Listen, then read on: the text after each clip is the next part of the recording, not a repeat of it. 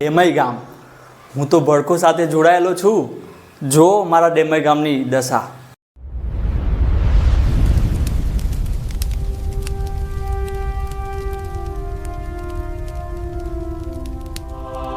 અરે રે રે રે, તમને દ્રશ્યમાં દેખાય છે ને, એ તો બાયડ તાલુકાનું ડેમઈ ગામ છે. હા, જ્યાં જિલ્લા પંચાયતના સદસ્ય પણ ચૂંટાયેલા છે.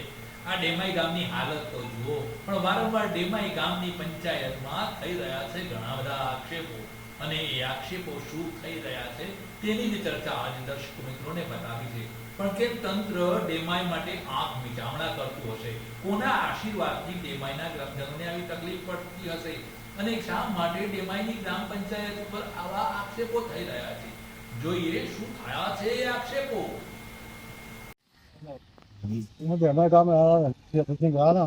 ડેમઈ ગામની ચારે બાજુ ગંદકીનું સામ્રાજ્ય છે. અનેક વાર રજૂઆત કરવા, પંચાયતની અંદર રજૂઆત કરવા, તાલુકા વિકાસ અધિકારી, ડીડીઓ, કલેક્ટર સાહેબને રજૂઆત કરવા છતાં આ દિન સુધી ડેમઈ ગામની સમસ્યાનો અંત આવ્યો નથી. ચારે બાજુ ગંદકીનું સામ્રાજ્ય છે અને જે ગ્રાન્ટ આવી છે, ગ્રાન્ટનો ઉપયોગ થતો નથી.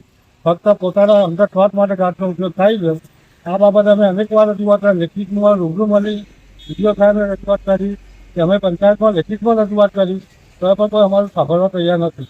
તો આ બાબતે તાત્કાલિક વિજયના ધોરણે પગલાં લેવા, આ બાબતે ગામમાં માન્ય વડાપ્રધાન મોદી સાહેબના સ્વચ્છતા અભિયાનનું યોજનાના જે ગ્રાન્ટ આવે છે, ગ્રાન્ટ જાય છે કંઈ, તો આ ગ્રાન્ટનો ઉપયોગ કાયદેસર રીતે ગ્રામની સફાઈ માટે થાય, લોકોને કોઈ તકલીફ ના પડે, કોઈ બીમાર ના પડે, એ માટે તાત્કાલિક ગુજરાત સરકારી અધિકારીઓ સાહેબો વિજયના ધોરણે આવીને રૂબરૂ સ્થળ તપાસ કરીને તાત્કાલિક પગલાં ભરવા અમારી કહેવાની.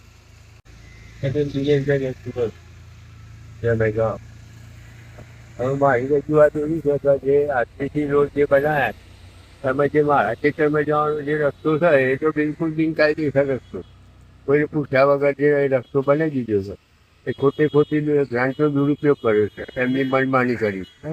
મેં વર્ક ઓર્ડરની નકલ માગી છે, અરજી કરી પણ ના આપી છે, આઈટીઆઈ કરી છે, પણ હજુ કોઈ ગણગાતા નથી. બરાબર, તલાટીથી સરપંચથી બસ આ તો તમારે જે કરવું એ કરો, એમને એવો જવાબ આપે.